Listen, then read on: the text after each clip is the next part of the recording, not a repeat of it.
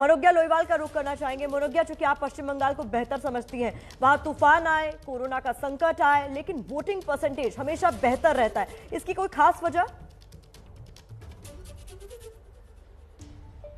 बिल्कुल, इसकी एक वजह है डर, क्योंकि अगर गांव में यानी कि वाम मोर्चा के ज़माने से हमेशा बंगाल में जिन इलाकों में अगर आप वोट नहीं करेंगे तो हो सकता है आपकी छोटी छोटी सप्लाई, जैसे पानी की सप्लाई पर भी असर पड़ सकता है। आपके घर का नल और पानी की सप्लाई काटी जा सकती है।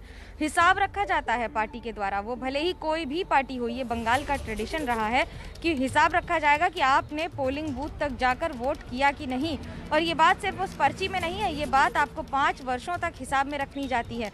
तो ये ऐसा हिसाब है जिसकी वजह से ये लंबी लंबी कतारें होती हैं। एक और आप इसे जागरूकता कह सकते हैं, एक और आप इसे मजबूरी कह सकते हैं। लेकिन गणतंत्र के इस उत्सव को और इस गणतंत्र के त्योहार को बंगाल अपनी तरह से अपने अपने कारणों से मनाता है। सुबह इसलिए लंबी कतारें होती हैं वोटर्स की, क्योंकि गर्मी रहती है। अधिकतर ये चुनाव जो होते हैं हमेशा मार्च से लेकर मई के महीने तक होते हैं।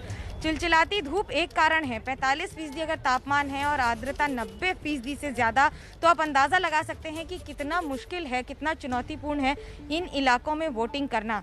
उसके बाद दूसरा कारण ये होता है कि महिलाएं सुबह आके वोट करके चली जाती हैं, क्योंकि उन्हें घर जाकर अपना काम करना पड़ता है।